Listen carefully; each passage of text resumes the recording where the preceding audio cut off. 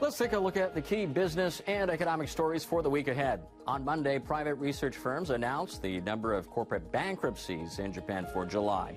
On Wednesday, the U.S. Labor Department releases figures on consumer prices. And the Bank of Japan will disclose the producer price index for July on Thursday. We now look at how the higher prices businesses are charging each other will affect consumers.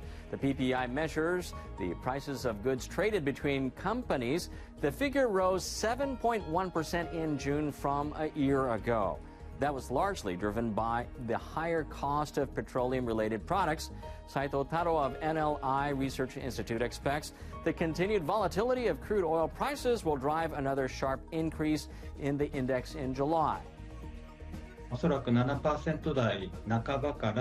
I expect the year-on-year increase to accelerate to the mid to upper 7% range. But it's not a phase of sharp acceleration. Rather, we are seeing a period where the year-on-year growth rate is steadily increasing month by month. Saito also points out that crude oil is being sourced through alternative import channels at higher prices. This is also adding inflationary pressure. He says that Japanese businesses have grown less hesitant to pass on those higher costs to their customers in recent years. He adds they are doing this more quickly.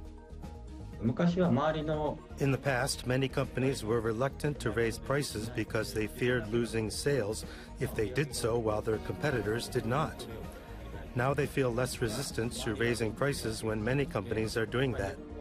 It's because they won't lose competitiveness even if they jump on the bandwagon. And what really stands out is the pass-through rate. For example, before, if a company's cost rose by 100, it might have passed on only 10 to 20% of that expense to its customers.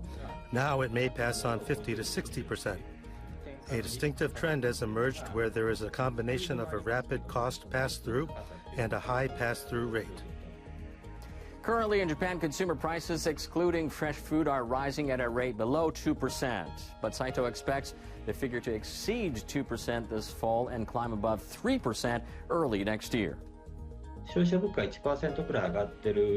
With CPI at the current rate, real wages are in positive territory. So households are rather resilient to price increases. But from now on, the pace of consumer price increase will rise significantly. People will have a hard time coping if prices go up by 2 to 3% and real wages fall to zero or enter negative territory.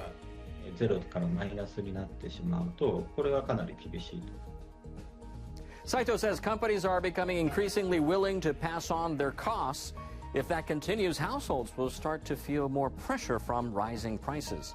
I'm Gino Tani, and that wraps up this edition of BizPix.